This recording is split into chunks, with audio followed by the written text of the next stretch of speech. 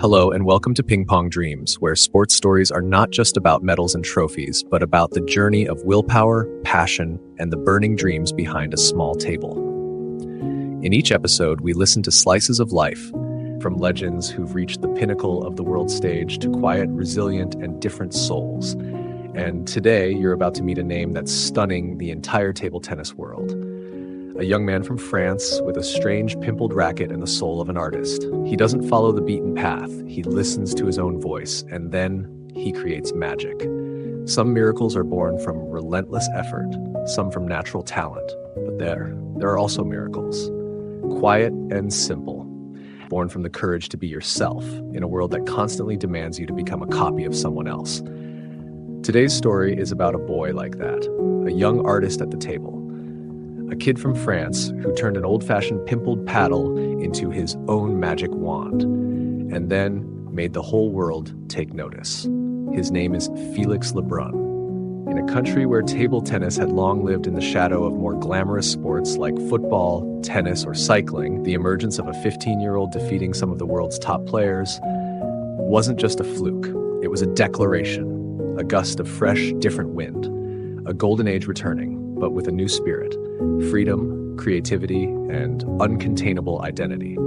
Felix grew up in a small home in Montpellier, a peaceful city in the south of France, where his parents raised two boys with a simple but deep love for table tennis.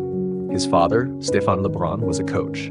His older brother, Alexis, a prodigy in his own right.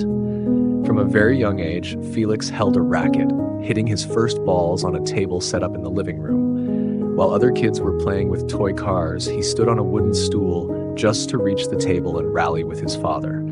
His first racket was feather light, but every contact with the ball was already full of feeling, full of passion, and most of all, full of innocence.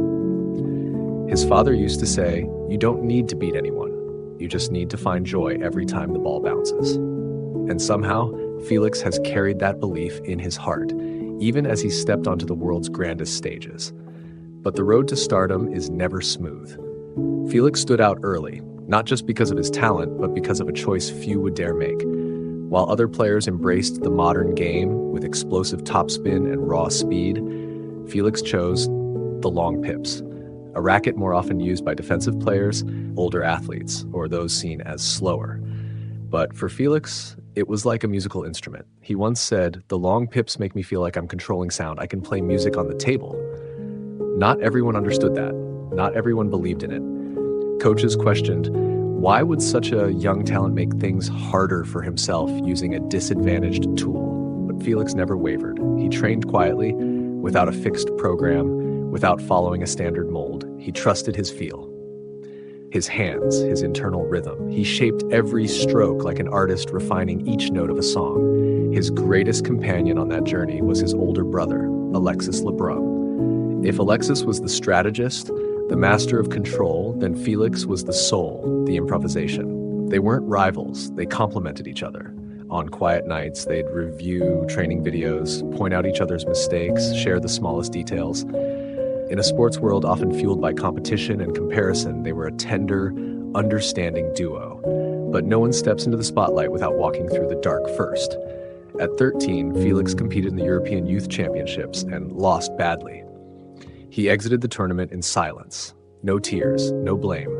Just a boy sitting outside the venue, staring at his hands, wondering, how can I win without being like everyone else?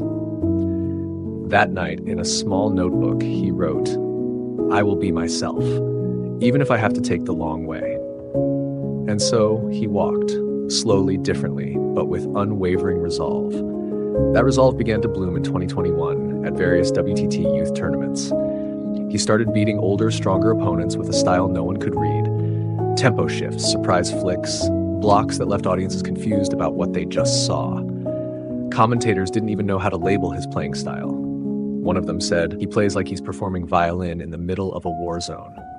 The real breakthrough came in 2022, when Felix faced Hugo Calderano, then ranked in the top 5 of the world. Everyone expected the small French teenager to be crushed, but Felix played like he was in his backyard. Calm, sharp, turning the match into a symphony he conducted himself. Every shot was a blend of genius and poetry. When he won, there was no scream, no fist pump, no racket smash, just a gentle bow of the head, and the whole table tennis world bowed to him. From that moment, the name Felix Lebrun started appearing across headlines. He was called Le Petit Magicien, the Little Magician. But this wasn't magic born of luck. It was the result of thousands of hours of training, a fusion of artistic instinct and military discipline. Every footstep on court repeated endlessly, every spontaneous shot honed to near perfection. Felix didn't just surprise fans, he awakened the whole French table tennis scene. After years of silence, suddenly young people were returning to local clubs. Coaches began teaching creativity, encouraging individuality. The media called the Lebrun brothers the twin blades reviving French table tennis. Through it all, Felix remained the same kid, messy hair, sparkling eyes, and that innocent smile after a beautiful rally. Even after breaking into the world's top 10, playing in every major tournament, he still trains with his father, still writes in his journal after every match, still searches for something that can't be named, something that reaches the heart. Now, as Paris prepares for the 2024 Olympics, expectations surrounding Felix grow each day. The media, the fans, the experts, everyone hopes he'll make history. But Felix doesn't say much. He simply says, "I'll play with all my heart, just like I did on day one." And maybe that's why the world believes in him even more.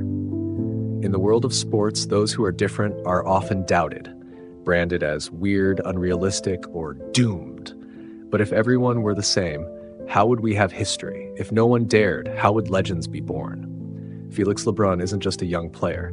He's a symbol for a generation brave enough to be themselves, a voice for those who were once called misfits, a living proof that being different isn't a weakness. It might just be the beginning of a miracle. If you're tired of being forced into a mold, if you're doubting your path, your style, your dreams, remember, there was once a kid in France who picked up a long-pimpled racket, a tool everyone said was useless, and then changed the way the whole world looked at table tennis. He doesn't play to win, he plays to feel, to live, to move people. And when the crowd claps not for the score, but for the feeling they just witnessed something truly beautiful, maybe the real victory lies beyond the scoreboard. Felix Lebrun is a miracle, but not the kind that flares and fades like fireworks. He's the miracle of perseverance, of belief, of daring to walk, even without a map. And if you're searching for inspiration, remember this. Somewhere, a boy dared to be unlike anyone else. And because of that, he made history. If this story touched you, share it with someone who needs a little light right now. And remember, Ping Pong Dreams will continue with more stories, more journeys, and dreams that never stop burning.